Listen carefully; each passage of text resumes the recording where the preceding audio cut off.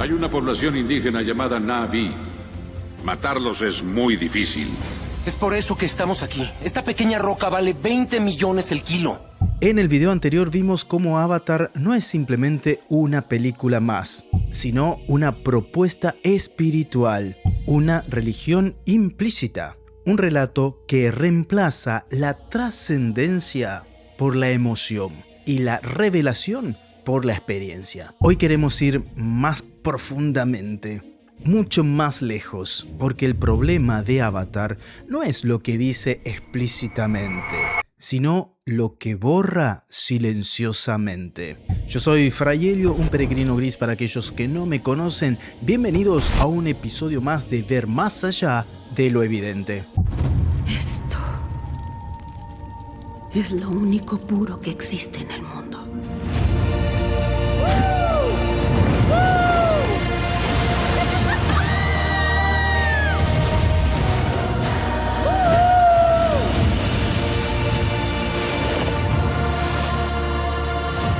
Este mundo es más profundo de lo que imaginas.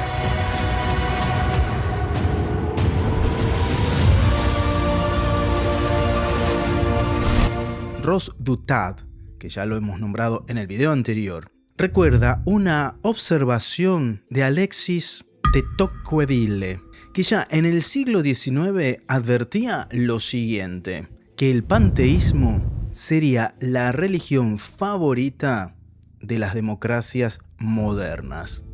Y seguramente te estarás preguntando por qué. Ahora te lo cuento. Porque el panteísmo no interpela, no juzga, no exige la conversión. Todo queda absorbido en el todo. En su forma más general, el panteísmo representa el punto de vista de que Dios es idéntico al cosmos. El punto de vista de que no existe nada fuera de Dios. Puesto de otra manera, expresado negativamente, el panteísmo se puede entender como el rechazo de cualquier punto de vista que considere a Dios como distinto del universo. El Catecismo de la Iglesia Católica lo dice sin rodeos. El panteísmo confunde a Dios con el mundo y niega la trascendencia del Creador. Avatar propone exactamente esto: una espiritualidad cómoda, especialmente una espiritualidad que es especial para una cultura que tiene, por ejemplo, problemas con la autoridad. Una cultura que teme al juicio moral y rechaza ciertamente a un Dios personal. Es decir, una cultura que no quiere compromisos, una cultura que se ofende de todo, que no se puede criticar a nadie, que no se puede decir nada. Es una cultura muy baja, muy degradada, diríamos, ¿no? Y eso se refleja luego en la música, se refleja en el arte, se refleja en el lenguaje, se refleja en el contenido que se consuma, entre comillas, ¿no? No es igual una cultura visual que una cultura escrita. En el sentido que para que el hombre pueda empaparse de algo y pueda entender algo y que le entre algo en su corazón, hace falta tiempo. Hace falta digestión, dice Santo Tomás, ¿no?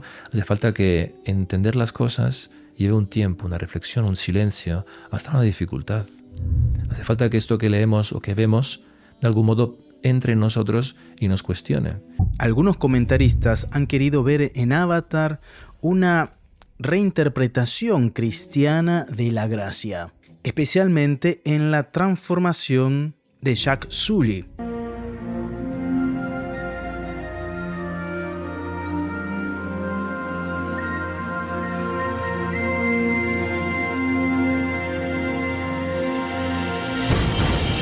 Pero ahora, ciertamente, esta es una confusión bastante grave. Vamos a ver más allá de lo evidente. En el cristianismo, nacer de nuevo no quiere decir cambiar de cuerpo. Nacer de nuevo es una transformación interna, lo que nosotros llamamos conversión, operada ciertamente por la gracia. Esto me recuerda al dicho que dice: no porque al enfermo se lo cambie de cama es que se va a curar. Jesús lo dice con claridad: el que no nazca del agua y del espíritu no puede entrar en el reino de los cielos. Y es cierto que Jack cambió de cuerpo, pero él siguió siendo el mismo. No hay conversión, no hay arrepentimiento, no hay cambio interior. En Avatar no hay gracia, hay transferencia, ¿no? Se transfiere de un cuerpo al otro. No hay cruz. Y cruz no me estoy refiriendo al tema del dolor, sino al tema del sacrificio, de la donación, del dar la vida, del cambio de vida, sino que hay éxito narrativo. Es decir, que no hay una redención del pecado, sino que es una adaptación al entorno. Claro, porque de fondo está esta idea del todo. Somos uno en este todo y no somos ninguno. No hay responsabilidad. Ahora vamos a aclarar una cosa, que la iglesia no es antiecologista. Al contrario, tenemos el documento de Laudato Si que lo deja todo más que claro. En ese documento, Francisco afirma lo siguiente: no hay ecología sin una adecuada antropología. Y Avatar propone una ecología sin antropología. El cristianismo propone una ecología integral. ¿Qué quiere decir con esto?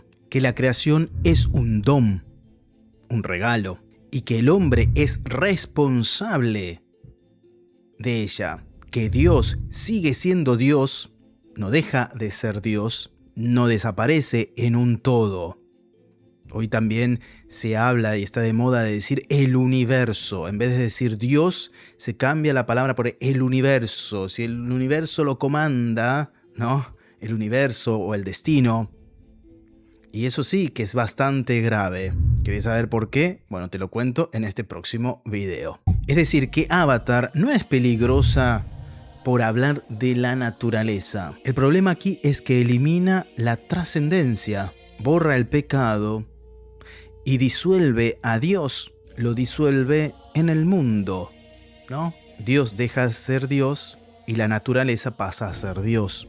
La unión con la naturaleza, con la tierra. El panteísmo ve a Dios como una fuerza impersonal o una unidad mística que impregna toda la naturaleza. Afirma que esta deidad impersonal está presente en la materia y la energía como la realidad primera, como su base. Generalmente, la creencia panteísta surge cuando las cosas de este mundo provocan en nosotros un tipo particular de reacción religiosa o espiritual. En este canal no me voy a cansar de proponerte ver más allá de lo evidente, porque no toda espiritualidad salva y no todo Dios con minúscula es el Dios que libera.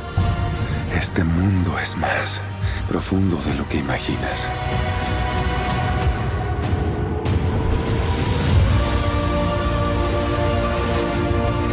¿Estás de acuerdo con lo que escribió el Osservatore Romano? Te voy a estar leyendo en la caja de comentarios. Si te gustó el video, regálanos un like y te invito a compartir este video con tus amigos y, por qué no, también con tus enemigos. Yo soy Fray Helio, un peregrino gris más en este mundo. Pase bien y a portarse bien, porque sé que puedes. Chau, chau.